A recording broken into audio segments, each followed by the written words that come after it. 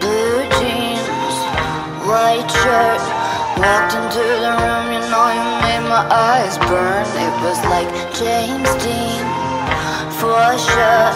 You're so fresh to death and sick as cancer. You were sort of punk rock, I grew up on hip-hop.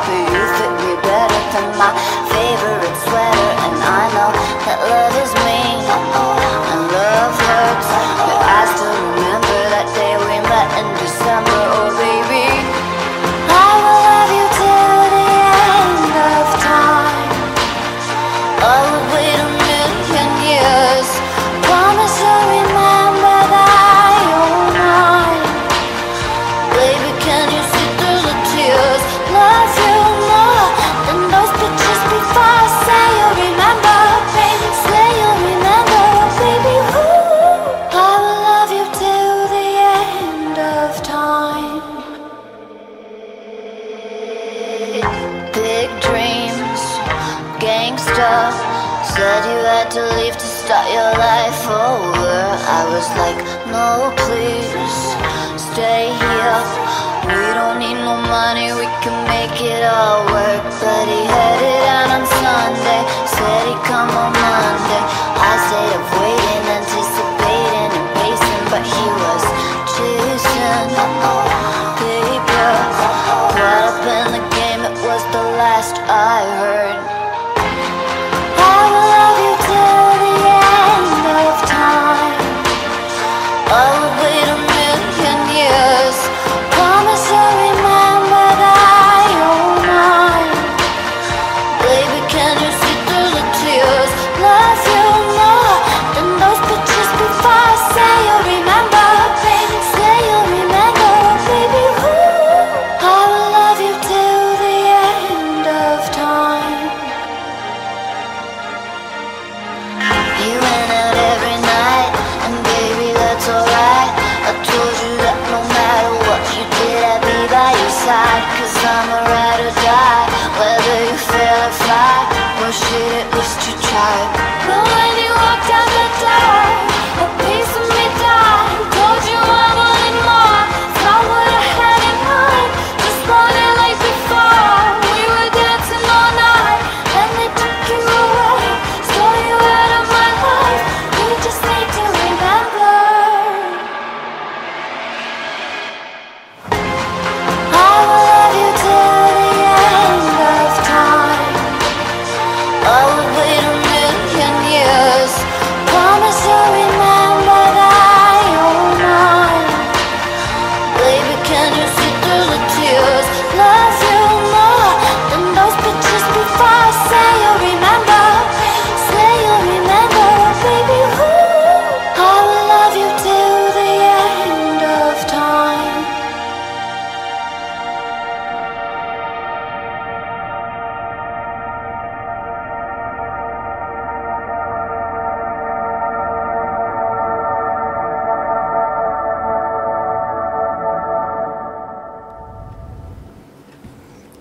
Όπως κάθε Τετάρτη, έτσι και σήμερα μαζί σας, στο Πιθάρι, εκπομπή της οργάνωσης Διογέννης, διάλογος πολιτικής για τα ναρκωτικά.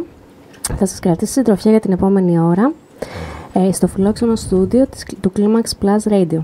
Μαζί σας και σήμερα ο Νίκος Τεργίου και η Σοφία Γαλινάκη, και στον ήχο για άλλη μια φορά η Κατερίνα Μορφωνιού, και την ευχαριστούμε πολύ. Σήμερα έχουμε τη χαρά να έχουμε στο στούντιο μαζί μας την Άννα Καβούρη, την υπεύθυνη της κοινωνικής υπηρεσίας της οργάνωσης Κέντρο Ζωής, μιας οργάνωσης που από το 1991 υποστηρίζει τους ανθρώπους που ζουν με το HIV και το AIDS. Άννα, καλώς ήρθες. Καλησπέρα, καλώς σας βρήκα. Σας ευχαριστώ πάρα πολύ για την φιλοξενία. Να πω ότι νιώθω πολύ οικία, τα είπαμε και πριν, με τον Νίκο του Στεργίου έχουμε συνεργαστεί στενά για ένα μεγάλο χρονικό διάστημα, με τη Σοφία λίγο λιγότερο, αλλά γνωριζόμαστε, οπότε νομίζω ότι θα κάνουμε μια ωραία συζήτηση. Σήμερα η Άννα μαζί μας θα συζητήσουμε για ένα πολύ ενδιαφέρον πρόγραμμα που έχει οργάνωση Κέντρο Ζωής, το πρόγραμμα υποστήριξης οροθετικών κρατουμένων και αποφυλακισμένων. Σωστά τα λέω? Σωστά. Αλλά πριν από αυτό να πούμε έτσι λίγα λόγια για το τι είναι το Κέντρο Ζωής και για τους ακροατές που ίσως δεν το γνωρίζουν. Πρόκειται για μία μη κυβερνητική οργάνωση που βασικός στόχος είναι η υποστήριξη των ανθρώπων που ζουν με HIV/AIDS, των συγγενών και των συντρόφων τους. Φέτος κλείνουμε 25 χρόνια ζωής και δράσης στο πεδίο με πολλά προγράμματα που αφορούν τόσο τα άτομα που ζουν με HIV όσο και το γενικό πληθυσμό, δηλαδή έχουμε και το κομμάτι της πρόληψης ενταγμένο μέσα στις προσπάθειές μας. Τα προγράμματα μας έχουν να κάνουν με τη στήριξη συγκεκριμένων πληθυσμιακών ομάδων που βάλλονται περισσότερο, αλλά και με τον γενικό πληθυσμό. Μέσω, γνωρίζω κιόλας, επειδή τυχαίνει να είμαι και εθελόντρια στο κέντρο, ότι απασχολείται και αρκετούς εθελοντές. Κάνετε μια πολύ καλή εκπαίδευση πάνω σε αυτό το κομμάτι και προσφέρουν ενεργά σε διάφορους τομείς. Ναι, υπάρχουν οι επαγγελματίες που πλαισιώνουν τις βασικές υπηρεσίες που είναι ψυχολογική στήριξη, κοινωνική στήριξη, νομική στήριξη και από εκεί και πέρα οι εθελοντές οι οποίοι επίσης πλαισιώνουν βασικές υπηρεσίες του Κέντρου Ζωής. Οι υπηρεσίες σας βρίσκονται? Είμαστε στην Ιερά Οδό 42 και έχουμε και παράρτημα στη Θεσσαλονίκη, Εγνατίας 112. Στη Θεσσαλονίκη είναι κιόλας έτσι ένα καινούριο... Στη Θεσσαλονίκη ξεκινήσαμε τον Δεκέμβρη, τον περασμένο, τον Δεκέμβρη του 2015. Αλλά η πόλη διψούσε για μια τέτοια δομή, ειδικά για το Κέντρο Ημέρας, που είναι μια από τις βασικές υπηρεσίες του Κέντρου Ζωής. Το Κέντρο Ημέρας είναι ένας χώρος που υποδέχεται οροθετικά άτομα, έρχονται, πίνουν τον καφέ τους, γνωρίζονται μεταξύ τους και παίρνουν μέρος σε διάφορες δραστηριότητες. Είναι πολύ σημαντικό νομίζω το Κέντρο Ημέρας, επειδή οι άνθρωποι νιώθουν ότι ανήκουν κάποτε, έχουν μια ευκαιρία να μιλήσουν, να δουν και άλλους ανθρώπους που έχουν να αντιμετωπίζουν τα ίδια θέματα, προβλήματα, μοιράζονται τους προβληματισμούς τους. Αυτό ακριβώς, όπως γνωρίζετε, το βασικό ζήτημα πλέον σε σχέση με τον HIV είναι το κοινωνικό στίγμα. Ένας οροθετικός δεν είναι εύκολο να ανοιχτεί, δεν είναι εύκολο να μιλήσει ακόμα και σε οικία του πρόσωπα για αυτό που του συμβαίνει, και το να έρθει στο Κέντρο Ημέρας, να γνωρίσει άλλους οροθετικούς, να δει πόσα οι ίδιοι το έχουν βιώσει και το έχουν αντιμετωπίσει σε διάφορα επίπεδα της ζωής τους, σίγουρα είναι κάτι που βοηθάει.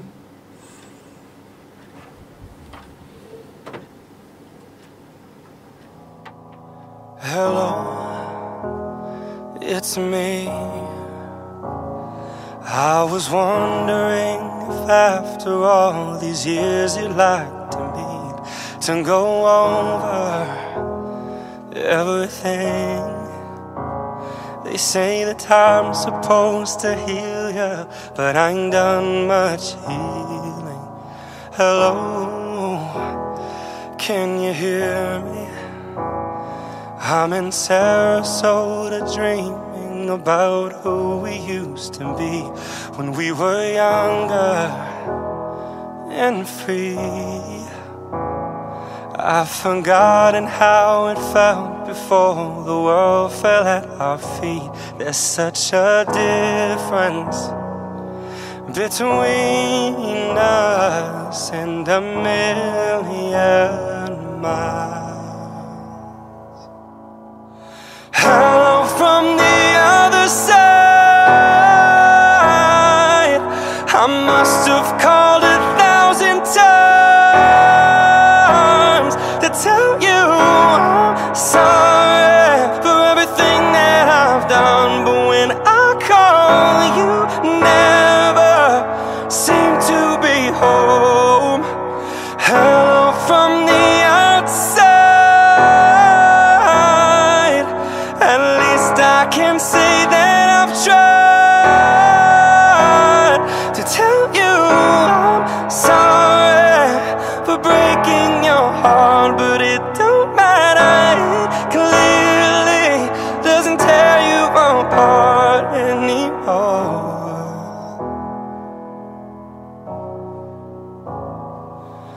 Hello,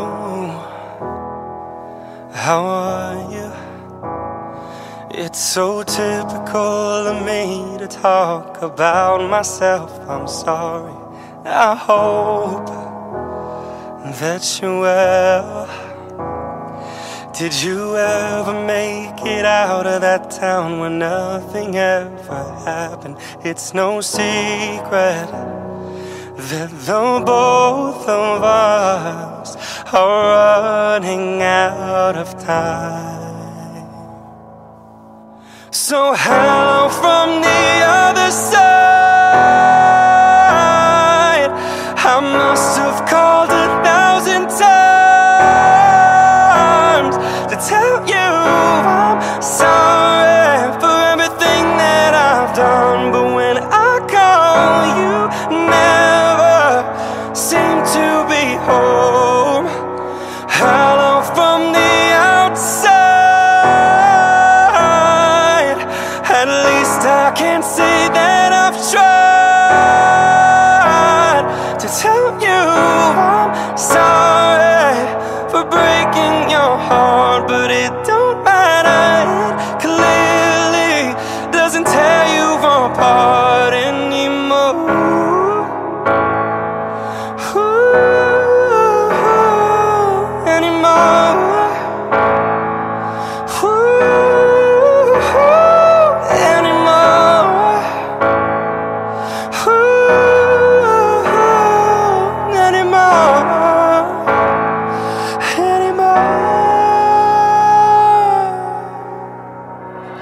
Hello from the other side.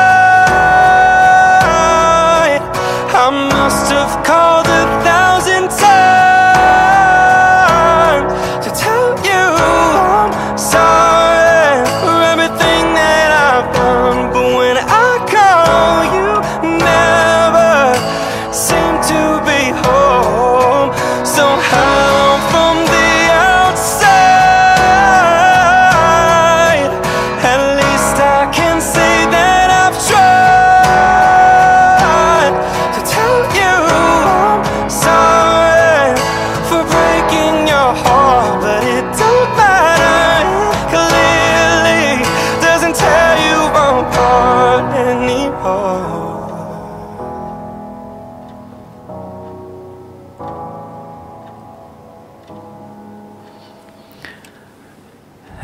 Συζητώντας για το κέντρο ζωής, Άννα, πες μας λίγα λόγια για το πρόγραμμα που έχετε, το οποίο αφορά την υποστήριξη οροθετικών κρατουμένων και αποφυλακισμένων στην Αθήνα και τη Θεσσαλονίκη. Ωραία. Λοιπόν, να σας πω για την ιστορία ότι δεν είναι κάτι καινούριο για εμάς. Το κέντρο ζωής μπαίνει στις φυλακές από το 1996. Με διάφορους τρόπους, οι οποίοι στο βάθος του χρόνου έχουν αλλάξει και έχουν διαμορφωθεί σύμφωνα με τις ανάγκες των κρατουμένων. Δηλαδή, στις αρχές έμπαινε μια ομάδα εθελοντών, που αυτό που επί της ουσίας έκανε είναι ότι βοηθούσε σε μια συναισθηματική στήριξη, αλλά και στο να βοηθάει έτσι σε πρακτικά ζητήματα. Κατά καιρούς βοηθούσαμε τους κρατούμενους με τηλεκάρτες, είδη πρώτης ανάγκης, είδη υγιεινής κτλ. Στην συνέχεια βλέπαμε αποφυλακισμένους που σε συνεργασία με την κοινωνική υπηρεσία των φυλακών προσπαθούσαμε να βρούμε τρόπους τους οποίους αυτοί οι άνθρωποι θα επανενταχτούν. Αυτό το πρόγραμμα είχε μία κάμψη τα τελευταία χρόνια. Έτσι λοιπόν αποφασίσαμε να το ενισχύσουμε, να το διαφοροποιήσουμε και να το ξεκινήσουμε από την αρχή. Η διαφορά αυτή τη φορά είναι ότι στην ομάδα έχει προσθεθεί και δικηγόρος.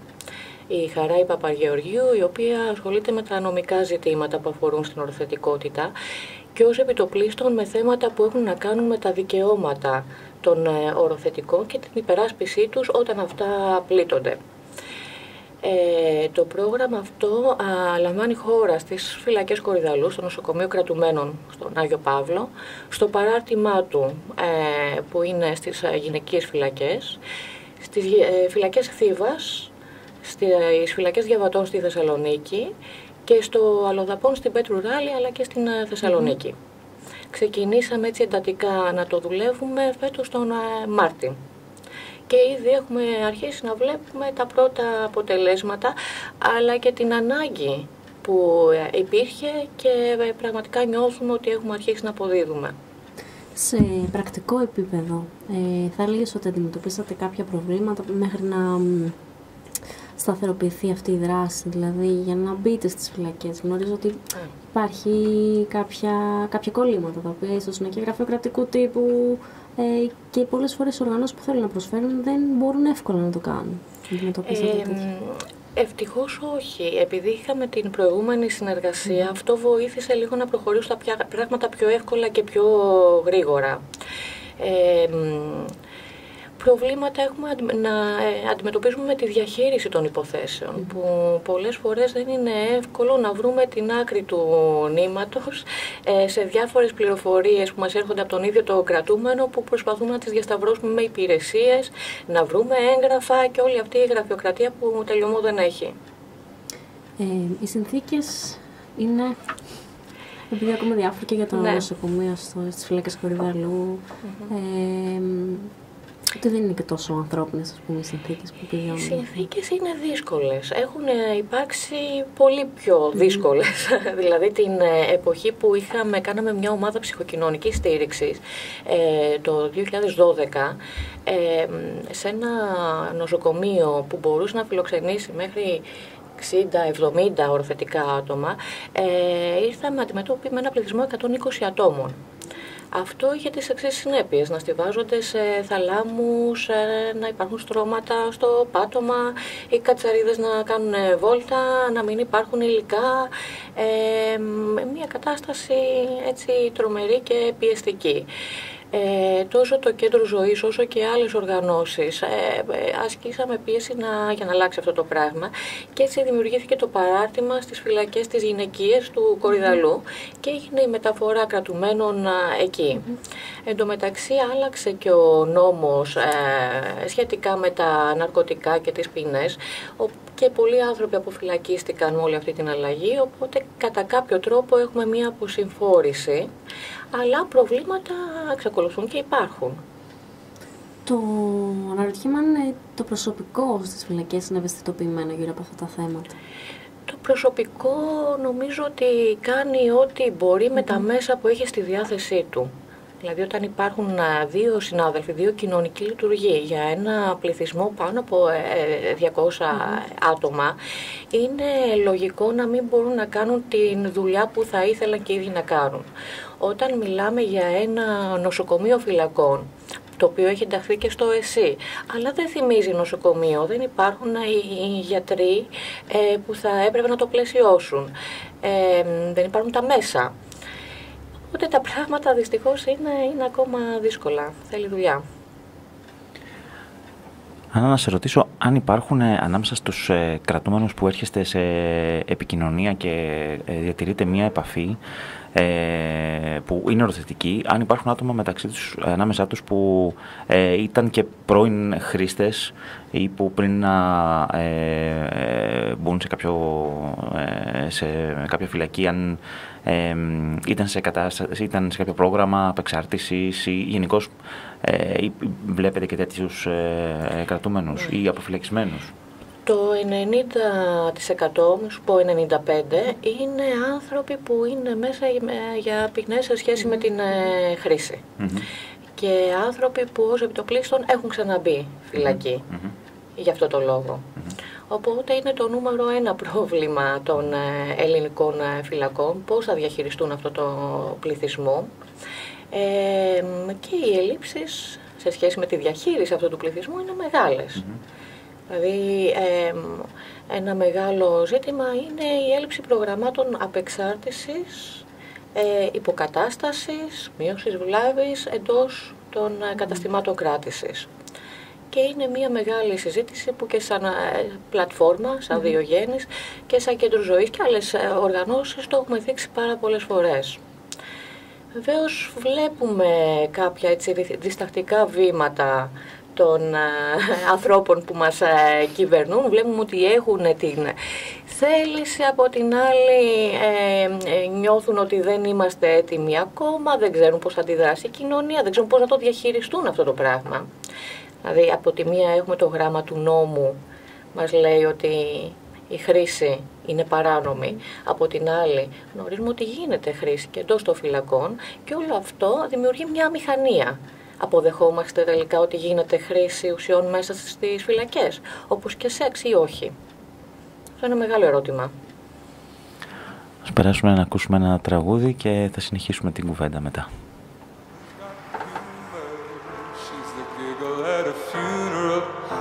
Everybody's disapproval, I should've worshipped her sooner. If the heavens ever did speak, she's the last true mouthpiece. Every Sunday's getting more bleak, a fresh poison each week. We were born sick, you heard them say. My church offers no absolute. She tells me worship in the bedroom. The only heaven I'll be sent to when I'm alone with you. I was born sick, but I love it.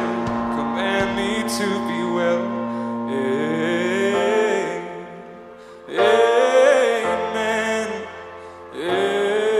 Amen. Amen. Take me to church, I'll worship like a dog at the shrine of your life. I'll tell you my sins and you can sharpen your knife.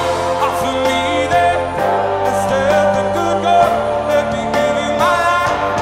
Take me to church, I'll worship like a dog at the shrine of your life. I'll tell you my sins and you can sharpen your knife. Offer me that instead the good God, let me give you my life. No masters or kings when the ritual begins. There is no sweeter incense than our gentle sin. In the madness and sorrow of that sad earthly scene, only then I am human, only then I am clean. Ladies and gentlemen, Annie Lennox.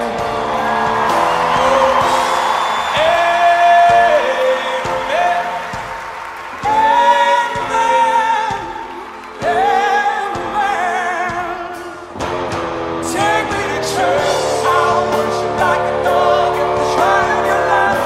I'll tell you my sins and you can sharpen your knife. Offer me that deathless step, good God, let me give you my life. Take me to church, I'll worship like a dog at the shrine of your life. I'll tell you my sins and you can sharpen your knife. Offer me that deathless step, good God, let me give you my life.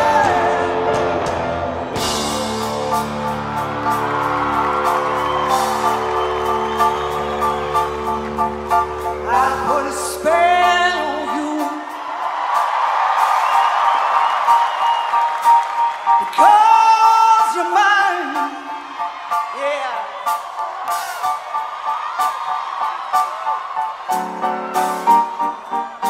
You better stop the things you do. I tell you, I ain't lying. I ain't lying. You know I can't stand it. You're running around. You know better than I can't stand it 'cause you put me down. I put a spell on you because you're mine. Oh, mine, yeah. Oh, come on.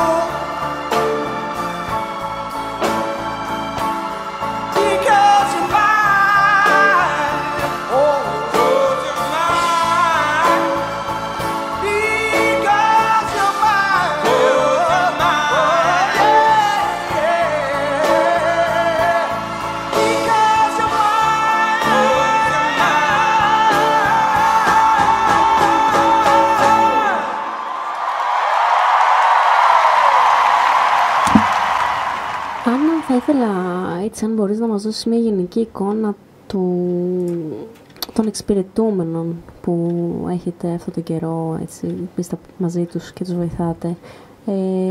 Είναι άντρες περισσότερο, είναι γυναίκες? Ποιο είναι το background, ας πούμε, των ανθρώπων αυτών? Αν μιλάμε για τις φυλακές, για τις φυλακές πάντα. Άντρες έχουμε αυτή τη στιγμή ως επιτοπλίστων. Ευτυχώς στις γυναικείες φυλακές της Θήβας είναι μόνο 2 κρατούμενες, οι οποίες δεν έχουν χρειαστεί ακόμα τη δική μας στήριξη. Στον Κορυδαλό και στην Πέτρου Ράλη, που είναι το Αλλοδαπών, έχουμε δει πάνω από 70-80 περιστατικά. Τα βασικά ζητήματα με τα οποία ασχολούμαστε έχουν να κάνουν με δικαιώματα των αλλοδαπών, ανθρώπων που απειλούνται με απέλαση σε χώρες που δεν διαθέτουν ιατροφαρμακευτική κάλυψη για την HIV λίμωξη. Οπότε αυτές τις απελάσεις προσπαθούμε να τις φρενάρουμε με διάφορους παράδοξους τρόπους, προσπαθώντας δηλαδή να μαζέψουμε στοιχεία για την εκάστοτε χώρα. Πολλές φορές αυτό δεν είναι εύκολο, γιατί κάποιες χώρες μάλλον θέλουν να παρουσιάζουν την κατάσταση πολύ πιο ωραία από ό,τι είναι στην πραγματικότητα, ή μιλάμε για εμπόλεμες ζώνες που δεν είναι δυνατόν να βρούμε στοιχεία αν δεν υπάρχει εκεί κάποια αποστολή. Δεν είναι πολύ εύκολη δουλειά.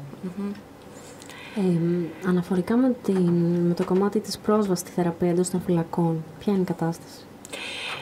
Νομίζω ότι είμαστε σε καλά επίπεδα πλέον. Το θέμα είναι πότε έχει διαγνωστεί κάποιος, πότε φτάνει μέσα στη φυλακή, πότε ξεκινάει την αγωγή του και τι γίνεται αφού αποφυλακιστεί. Και όλο αυτό συνδέεται και με τη χρήση. Δηλαδή κάποιος μπορεί να έχει διαγνωστεί μέσα στο 15, να μην έκανε κάτι γι' αυτό, γιατί σε συνθήκες χρήσης δυστυχώς το να φροντίσεις τον εαυτό σου δεν είναι το πρώτο μέλημα. Μέσα στη φυλακή ξεκινάει η αγωγή, αλλά δεν ξεκινάει και την ανάλογη θεραπεία στήριξη σε σχέση με την εξάρτηση. Βγαίνοντας από την φυλακή, αν δεν αποφασίσει να μπει σε κάποιο πρόγραμμα απεξάρτησης, το πιθανότερο είναι να ξαναμπεί στην χρήση, με συνέπεια να μην πάρει και την αγωγή του, να μην κάνει αυτά που πρέπει να κάνει σε σχέση με την φροντίδα του για τον HIV. Εκεί μετά έχουμε άλλα ζητήματα. Σαν κέντρο ζωής προσπαθούμε όσο μπορούμε, γιατί δεν αρκεί να το θέλουμε εμείς, θα πρέπει και ο αποφυλακισμένος να έχει τη διάθεση να βοηθήσει τον εαυτό του, να τον στηρίξουμε σε αυτή τη διαδικασία, να τον διασυνδέσουμε με μονάδα, να φροντίσουμε να είναι στο ραντεβού του, να τον συνδέσουμε με την κοινωνική πολιτική της χώρας μας, δηλαδή να πάρει το επίδομα που μπορεί να πάρει ως οροθετικός και να διασυνδεθεί και με κάποια μονάδα απεξάρτησης. Αλλά αυτό θέλει 2. Δεν αρκεί να το θέλουμε μόνο εμείς. Αυτό είναι το βασικό. Τα αιτήματα για να τους βοηθήσετε και να παρέχετε τις υπηρεσίες που παρέχετε έρχονται από τον εξυπηρετούμενο. Μετά από κάποια ενημέρωση που έχει γίνει, φαντάζομαι ότι υπάρχει και αυτή η υπηρεσία διαθέσιμη. Κάνει ο άνθρωπος που είναι στη φυλακή κάποια αίτηση, ας πούμε. Πώς σας προσεγγίζει? Ναι, κάναμε μία αρχική ενημέρωση στους κρατούμενους ότι είμαστε από το κέντρο ζωής, ότι έχουμε έρθει εδώ για να σας βοηθήσουμε σε αυτό και σε αυτό το θέμα. Η ενημέρωση συνεχίστηκε και από την κοινωνική υπηρεσία των φυλακών. Και στην πράξη αυτό που γίνεται είναι ότι οι κρατούμενοι κάνουν αίτηση να δουν τη δικηγόρο μας ή εμένα και κάνουμε ατομικές συνεδρίες, αλλά και ομαδικές όπου χρειάζεται. Αντιλαμβάνομαι ότι αυτοί οι άνθρωποι έχουν να αντιμετωπίσουν και ταυτόχρονα ένα διπλό στίγμα. Και δηλαδή, τριπλό μη σου πω, και τετραπλό. Κάτι το οποίο καθιστά ακόμα πιο δύσκολο και τη δική τους την θέληση για επαφή με άλλους ανθρώπους οι οποίοι είναι διατεθειμένοι να τον υποστηρίξουν. Δηλαδή να καλλιεργείται μια καχυποψία από τη μεριά τους όταν έχουν φάει πάρα πολύ μεγάλη διάκριση, τόσο για το ότι είναι χρήστες, όσο και για το ότι είναι και οροθετικοί. Δηλαδή, κάποια στιγμή το μαθαίνει ο κύκλος τους, σίγουρα μαθαίνεται μέσα στις φυλακές, μέσα στα κέντρα κράτησης και αυτό φαντάζομαι ότι φέρνει και κάποια έξτρα προβλήματα όσον αφορά και τη διαχείριση από τη δική τους την πλευρά όλου αυτού του θέματος. Δεν ξέρω αν αυτό το πράγμα φέρνει κάποια δυσκολία και από την πλευρά του και από τη δική σας την πλευρά ως προς την προσέγγιση αυτών των ανθρώπων. Λοιπόν, αυτές είναι οι κλασικές παραπομπές που λέμε. Είναι τα περιστατικά που γίνονται μπαλάκια από τη μία υπηρεσία στην άλλη, γιατί κανένας δεν θέλει να ασχοληθεί μαζί τους. Ας φέρουμε στο μυαλό μας έναν οροθετικό χρήστη, μετανάστη, ενεργό χρήστη, έτσι, που πρέπει να διασυνδεθεί με ένα νοσοκομείο και να πάει σε κάποιες υπηρεσίες. 3 στίγματα μόλις ανέφερες. Ναι. Έτσι. Ας πάρουμε το γεγονός ότι δεν μπορεί να συνεννοηθεί καλά. Και ότι όχι μόνο επειδή είναι το θέμα της κουλτούρας και της γλώσσας, επειδή το θέμα της χρήσης στη μέση. Δεν μπορεί να καταλάβει ακριβώς αυτά που του λένε και δεν μπορεί και να κάνει αυτά που πρέπει να κάνει προκειμένου να ακολουθήσει κάποιες διαδικασίες. Αυτός ο άνθρωπος όταν πάει σε μια υπηρεσία να ζητήσει βοήθεια, το πρώτο που θα σκεφτεί ένας υπάλληλος είναι πώς θα τον ξεφορτωθώ. Πώς θα τον ξεφορτωθώ να φύγει αυτή τη στιγμή από το γραφείο μου, γιατί δεν ξέρω τι να τον κάνω, δεν καταλαβαίνω τι μου λέει, δεν καταλαβαίνει αυτός τι του λέω. Οπότε πρέπει να βρω, έχει μια λίστα από οργανώσεις, πού θα τον στείλω. Μία από αυτές τις οργανώσεις πιθανότατα είναι και το κέντρο ζωής.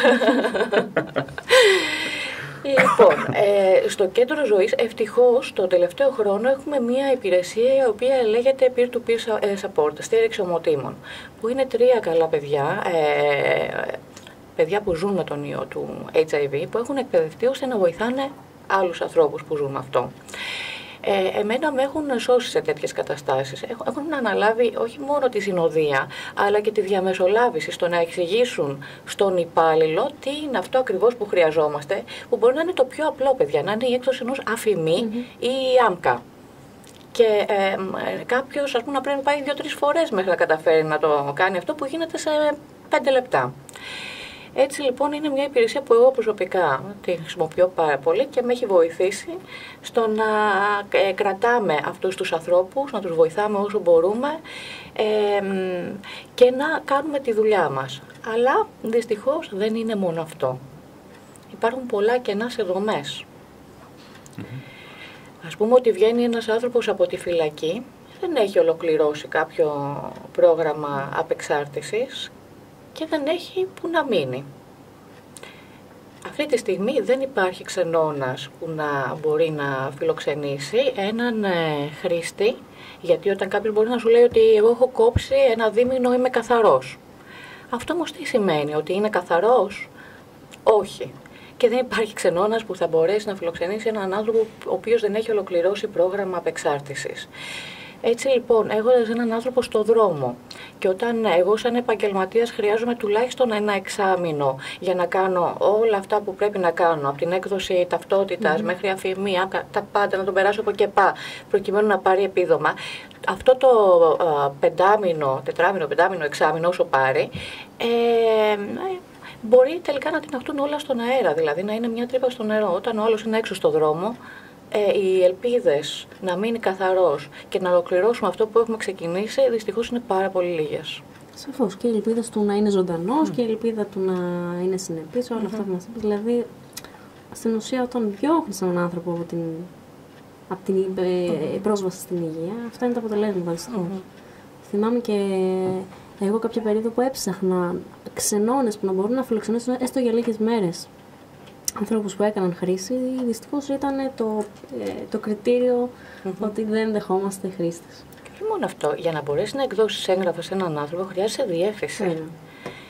Και είναι πολλές φορές αυτές που έχουμε δώσει τη διεύθυνση του κέντρου ζωής προκειμένου να γίνει μια δουλειά. Χωρίς σταθερή διεύθυνση δεν βγαίνει κανένα δημόσιο έγγραφο. Ας περάσουμε σε ένα ακόμα τραγούδι και θα συνεχίσουμε αμέσως μετά.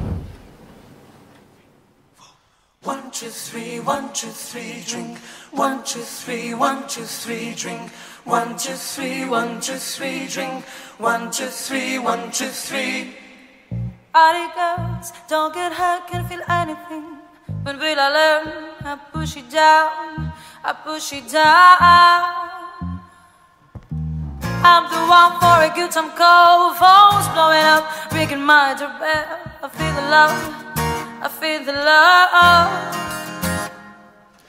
I'm gonna swim from the chandelier, from the chandelier.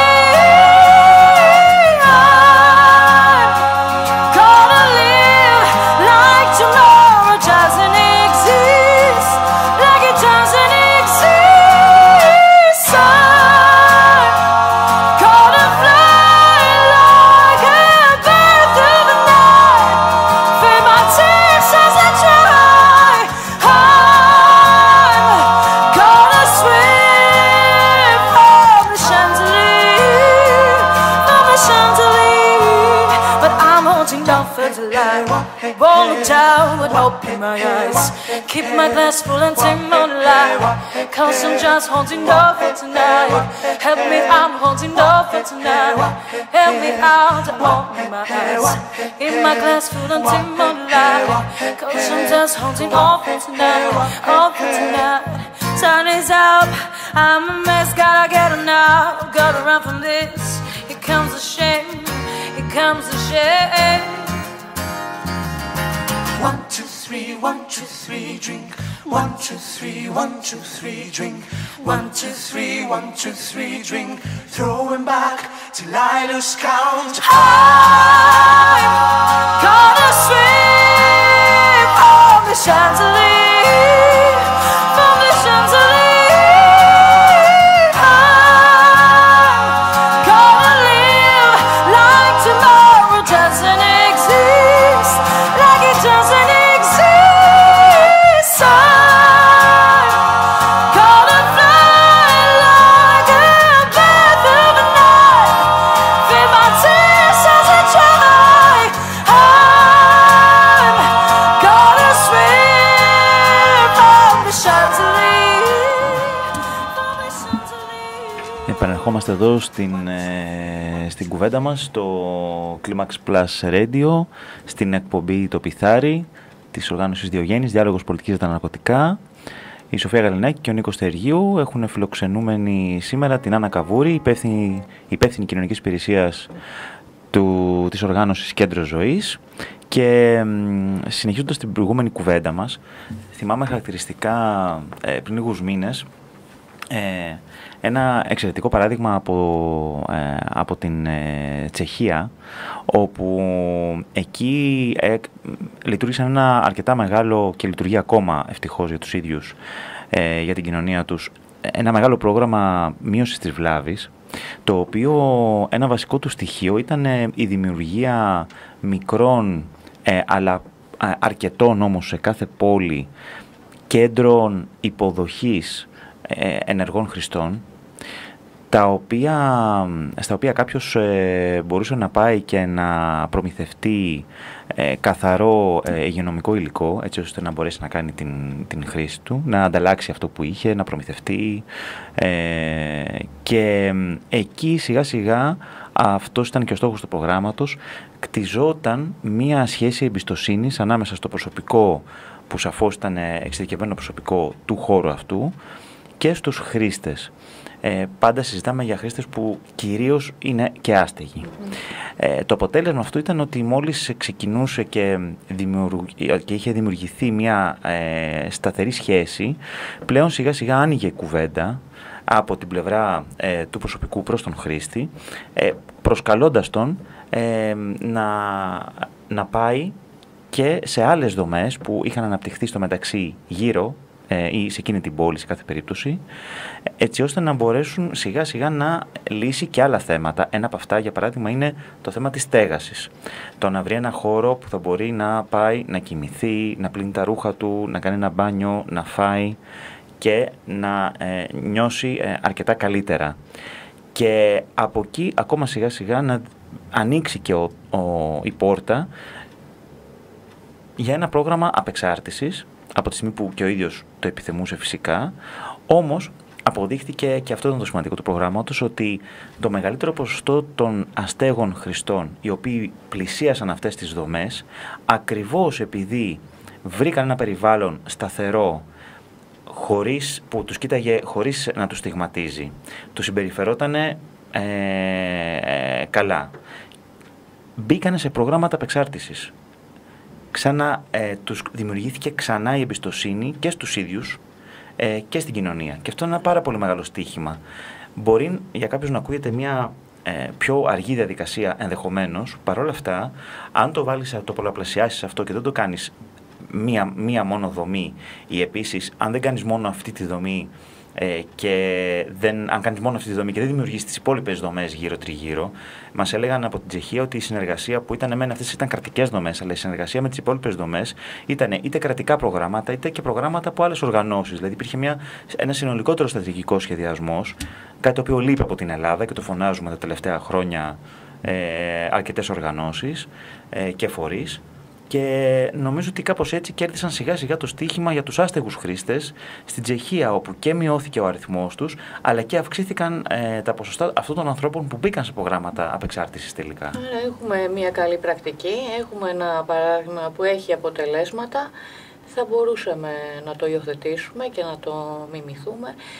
Εγώ δεν νομίζω ότι έχει να κάνει μόνο με την καλή συμπεριφορά των επαγγελματιών. Νομίζω ότι οι άνθρωποι που βρίσκουν ζεστασιά σε ένα χώρο και αποδοχή ξαφνικά βλέπουν και λίγο φως και βρίσκουν και ένα κίνητρο για να αλλάξουν κάπου εκεί, που για μένα αυτό είναι το βασικό στην χρήση, να υπάρχει ένα κίνητρο για να προχωρήσει σε μια αλλαγή.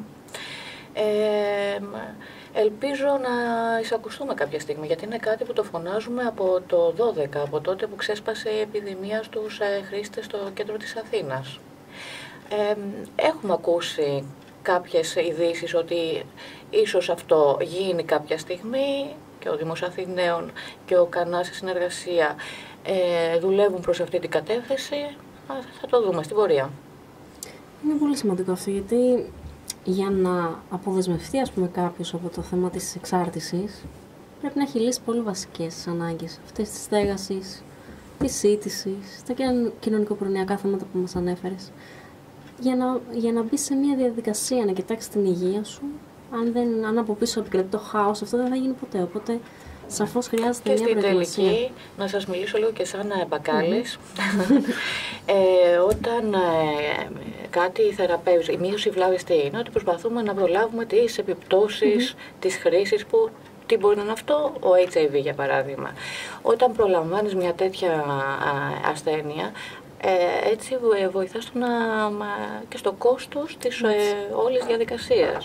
Γιατί ένας ασθενής του HIV για την πολιτεία έχει ένα κόστος. Τα φάρμακα κοστίζουν. Οι νοσηλείες, οι γιατροί κτλ. Οπότε και μπακαλίστικα, αν το δούμε, συμφέρει πιο πολύ να προλαμβάνεις παρά να θεραπεύεις. Δυστυχώς, σε αυτή τη χώρα δεν το έχουμε πολύ και με την πρόληψη. Δηλαδή, πάντα δρούμε εκ των υστέρων. Πυροσβεστικά, όπως συνηθίζω να λέω. Τι γίνεται, ναι, έγινε αυτό, για να δούμε τώρα τι θα κάνουμε. Όπως και με την επιδημία του HIV. Αυτό ήταν ένα φαινόμενο το οποίο σε χώρες του εξωτερικού είχε συμβεί άπειρα, δεκαετίες πριν.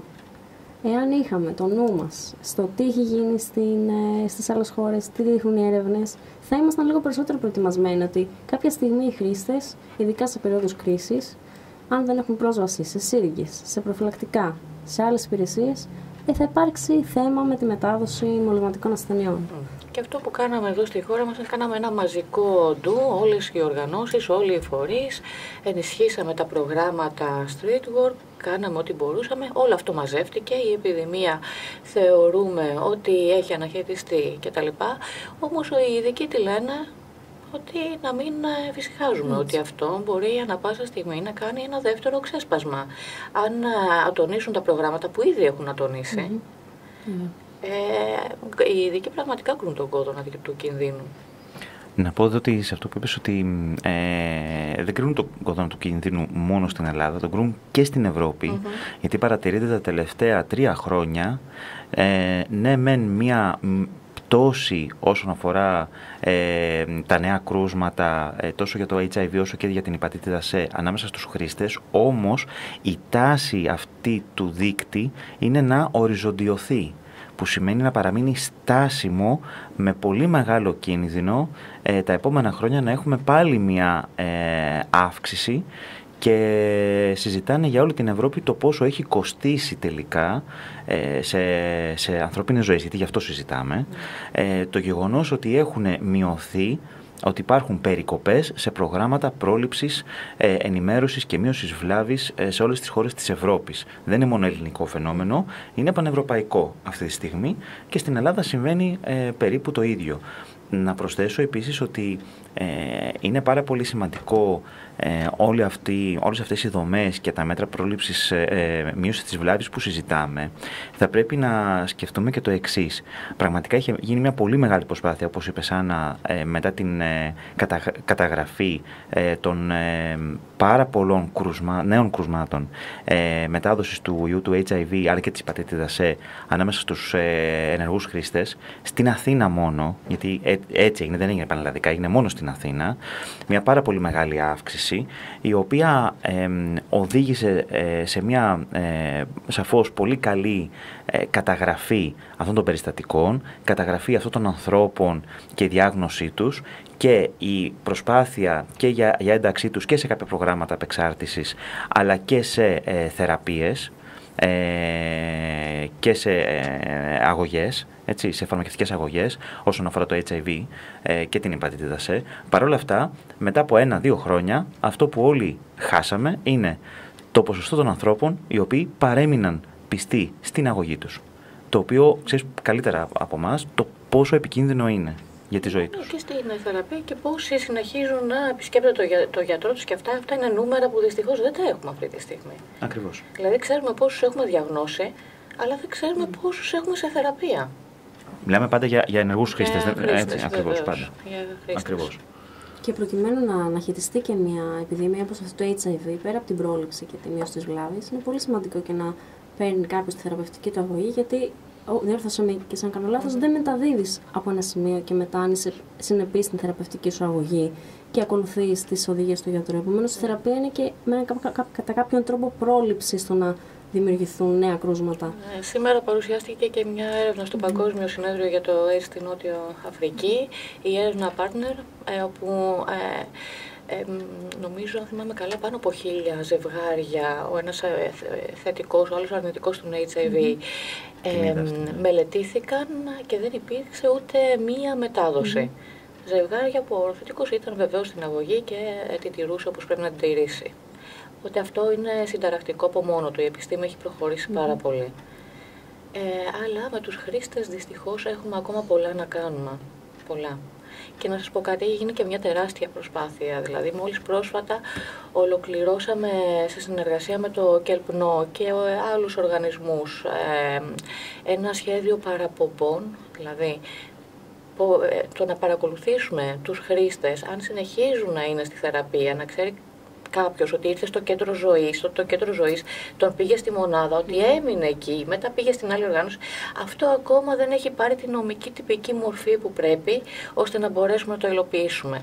Θα βοηθήσει, θεωρώ.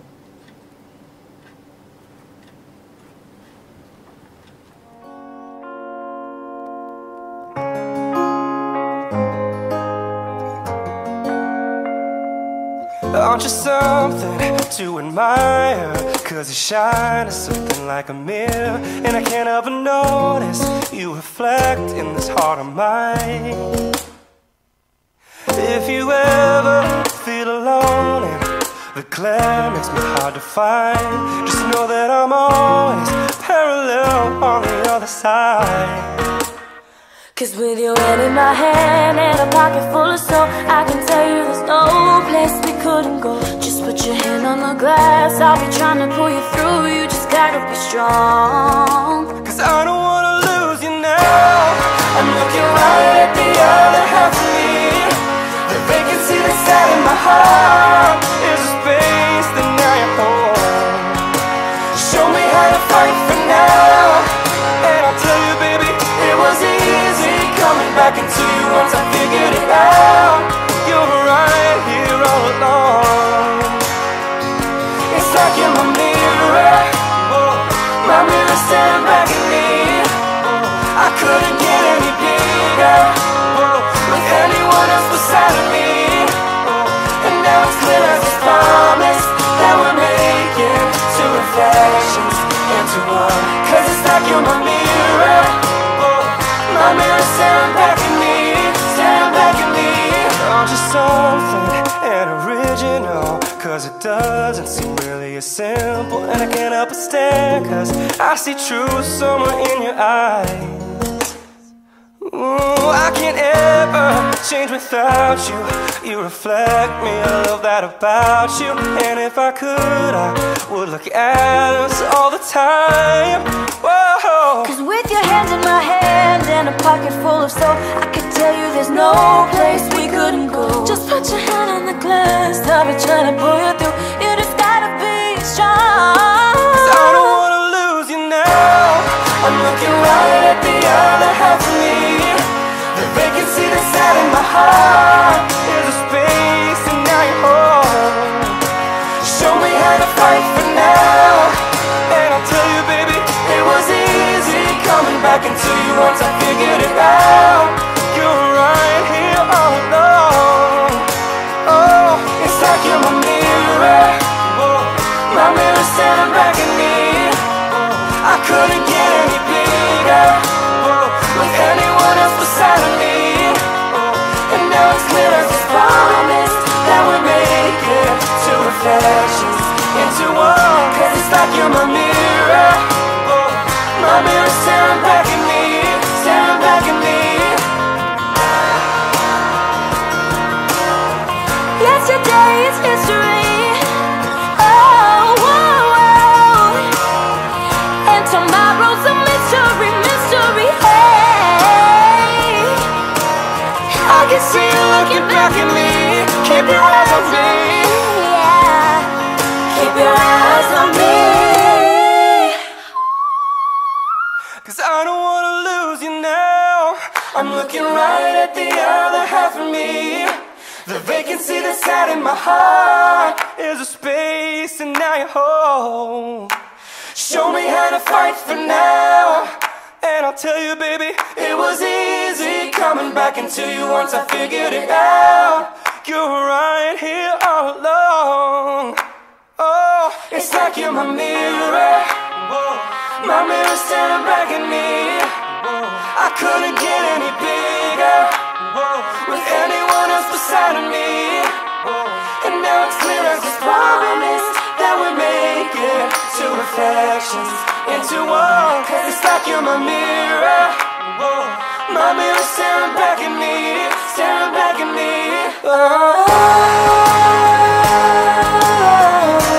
Show me how to fight for now. 'Cause I don't wanna lose you now.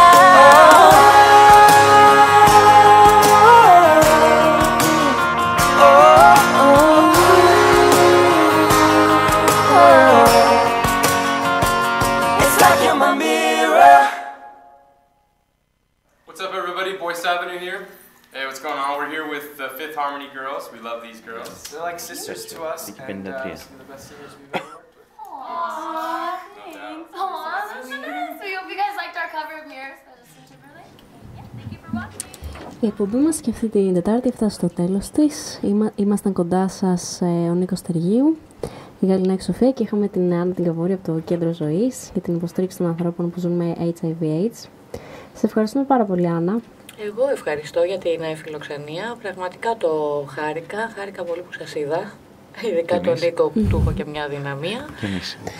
Να έχετε καλή επιτυχία και στο πρόγραμμά σας αυτό. Νομίζω ότι είναι κάτι πάρα πολύ χρήσιμο, γιατί συνήθως ξεχνάμε ότι οι άνθρωποι όταν τυχαίνει να βρεθούν στη φυλακή συνεχίζουν να είναι άνθρωποι και να έχουν και δικαιώματα και να έχουν ανάγκη από φροντίδα και υποστήριξη. Σωστά, ευχαριστώ πάρα πολύ.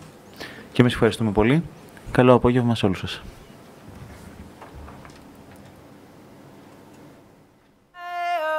The mountain below. Keep careful watch of my brother's souls. And should the sky be filled with fire and smoke, keep watching over during sun.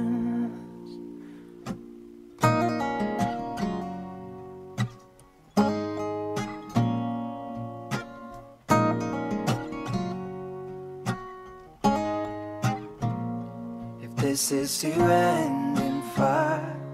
then we shall all burn together.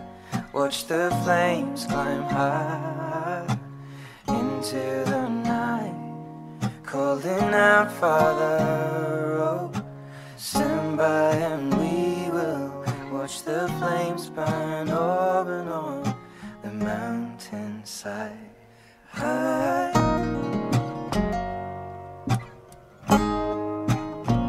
And if we should die tonight, we should all die together. Raise a glass of wine for the last time, calling out, Father,